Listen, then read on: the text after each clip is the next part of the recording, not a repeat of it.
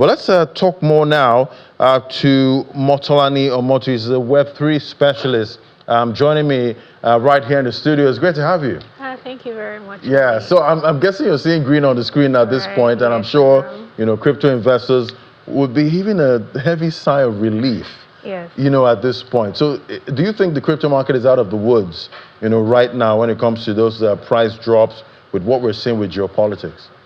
Yes, I think the crypto is out of the woods because you would expect that before now you would expect that the Bitcoin or the crypto market is going to go down because of the macro activity that just happened. But the fact that these people are running to like a safe haven, they now see Bitcoin as a safe haven. It's now like a store of value. So they tend to like run to Bitcoin because they don't know what can happen in their country as regard Iran. They don't know if local institutions are going to shut down, or they are going to be sanctioned, or they are going to be restrictions. So the easiest place they can run to is Bitcoin as a store of value. Right, and talking about running into and running out of, right now we're seeing a run out of stable coins, at this point with the reds there. So do you think the bull market is back on here, or is this just a dead cat bounce at this point?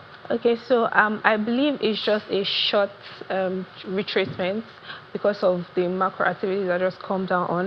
The stablecoin market industry is still booming at this point, and a lot of players are now entering the stablecoin market. So I believe this is just a macro short rundown. If you look at the long run, it's still going to be a market that grows.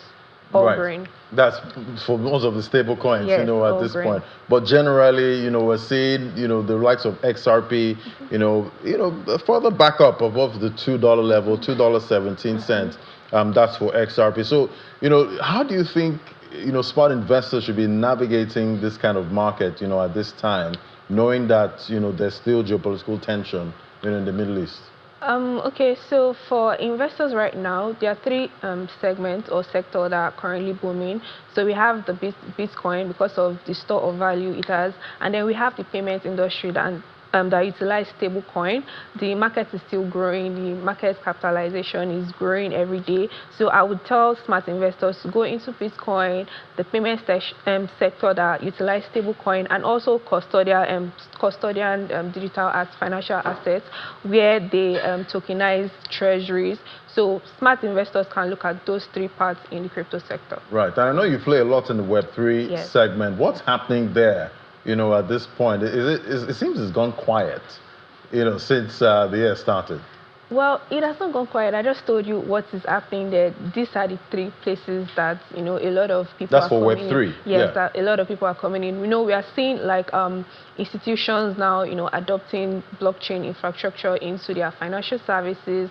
We're seeing, more sovereign entities now trying to also add Bitcoin to their treasury. So Web3 is not quiet. It's just that it has more regulation. So everything is now streamlined to like a particular point.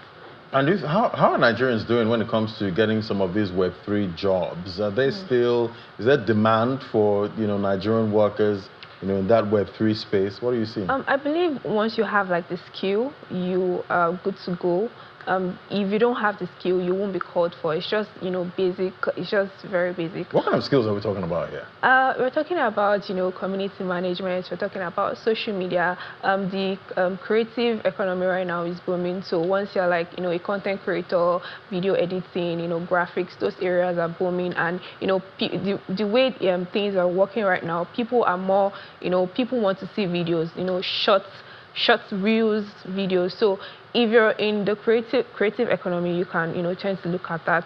And beyond that, we have marketers, we have the developers, the people that work back end, and the people that work front end. Right. So, well, what's the salary like for most of the segments in Web3?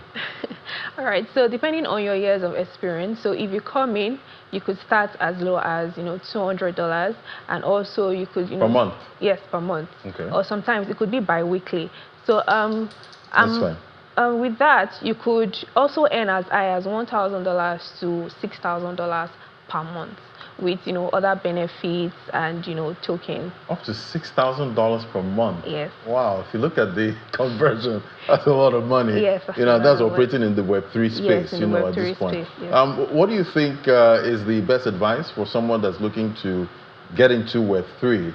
At this point, what would you say, the first thing to do? I think the first thing you have to do is learn. Make sure you learn, because I've seen where most time people who do not have like basic skill, they finally, Nigerians, they, prepare for the interview, they try to, work up, and then you end up getting the job, and, you can't perform, you don't have results, and, you're kind of like tarnishing the image of, everybody. So if you're trying to get into the job market in Web3, make sure you learn and make sure you understand the skill that you're coming to work for in the Web3 industry. Right. Yeah. Understand what you're getting into, yes. At this point. Thank you so much. Motolani Motu is a Web3 specialist. Thank you for joining us today. Thank you very much, Ladi.